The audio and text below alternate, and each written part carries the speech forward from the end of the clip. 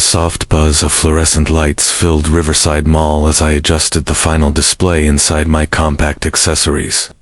Boutique stellar style. The sun hadn't reached the skylight yet. Most stores were still asleep. I wasn't. I always arrived early. Numbers, inventory, strategy, while others waited for opportunity. I prepared for it. Diana, my mother's voice cut through the empty corridor. I stiffened. She stood at the entrance of my store, designer handbag resting proudly on her arm, disappointment written across her flawless face.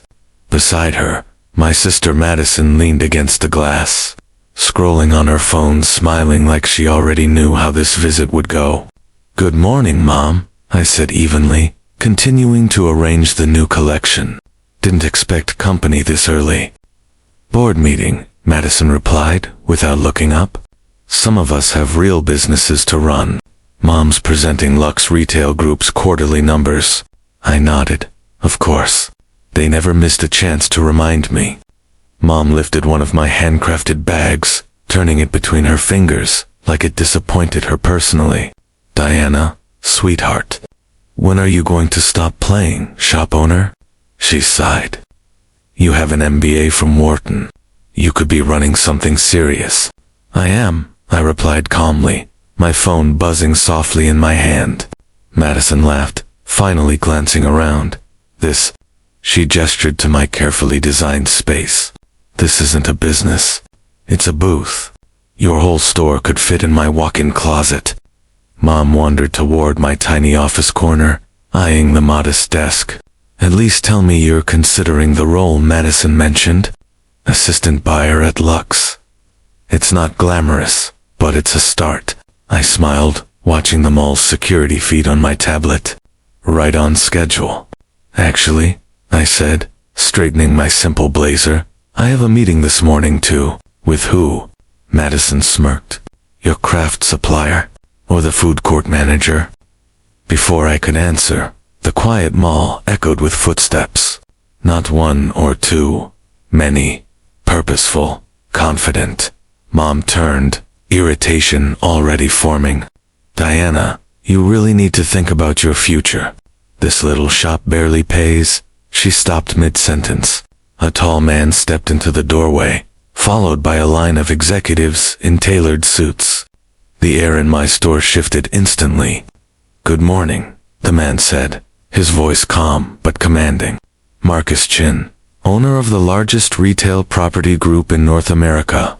"Right on time, Mr. Chin," I said, stepping forward. My mother froze.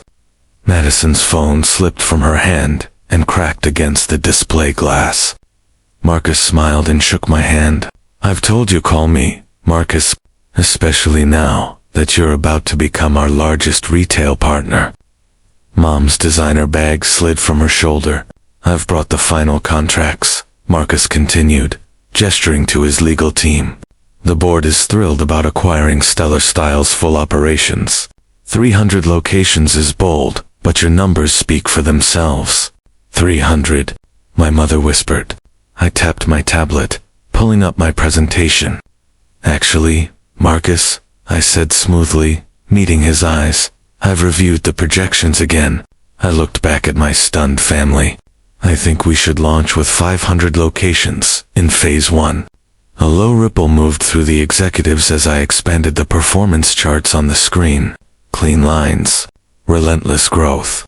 Metrics that didn't just impress, they silenced rooms.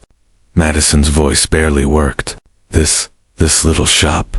Marcus glanced around the boutique with a knowing smile. "This little shop generates the highest profit per square foot in the entire retail industry," he said. "No conglomerate comes close. Diana didn't just build a brand, she rewrote the rules of luxury distribution." Madison's eyes darted back to the shelves. Same space, entirely different meaning. "That's why," Marcus continued, "the acquisition value stands at $12 billion. My mother grabbed the edge of a display stand, as if the floor had shifted beneath her. $12 billion, I added calmly, scrolling to the next page, plus performance-based incentives. I paused, then looked up at Marcus. But what matters more to me is the sustainability clause. Has the board approved the eco-certified manufacturing facilities? All approved, he replied without hesitation. Fully agreed. The board has already named it the Bennett Protocol. Your sustainable luxury model will set the industry standard. Madison's phone vibrated, non-stop news alerts flooding in as the announcement went public. My so-called hobby was becoming a headline. Marcus spread the contracts across the table. Shall we make history? I caught my mother staring at the figures, numbers so large they made her department store revenues look microscopic. Diana, she whispered. How long have you been building this? I answered as I signed the first page. About as long as you've been telling me my shop didn't matter. Sunlight finally poured through the skylight, bathing the boutique in gold. The same space they had mocked now revealed as the blueprint for a global empire. Outside, the mall buzzed to life. Shoppers unaware that the quiet corner store had just changed the future of retail. The press conference is set for 10, Marcus said. Every major business network is already in the atrium. I nodded, then turned to my frozen family. Mom, Madison, you should head to your board meeting, I said gently. I have a feeling Lux Retail Group is about to have a very interesting discussion about its newest competitor. They didn't move. As I signed away billions, I allowed myself a small smile. The biggest empires don't always start in glass towers.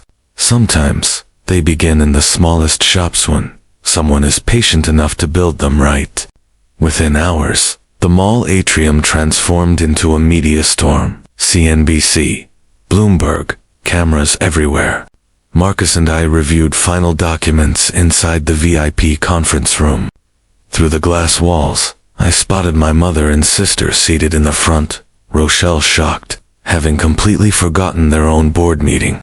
And here are the global expansion projections, I said, sliding the final folder across the table. Marcus scanned the page, then looked up with interest, starting with Paris. I smiled. Yes, I said. Paris first. Milan, and Tokyo, I continued, sliding the expansion map across the table. The Asian market alone is projected to triple revenue within 18 months. Marcus studied the figures, impressed. You didn't stumble into this, he said quietly. You've been planning it for years, since business school, I replied. I remembered my mother's comments back then, how she said my Wharton degree was being wasted on a cute little boutique. While everyone assumed I was running a small shop, I was doing something else entirely. I was testing the perfect retail system. My phone buzzed again. Stellar style revolution. How a small shop became a global empire, I smiled. They still had no idea what was coming next. Ms. Bennett, my newly appointed PR director, said, as she entered, "We're ready for you. But there's something you may want to see first." She gestured toward the atrium.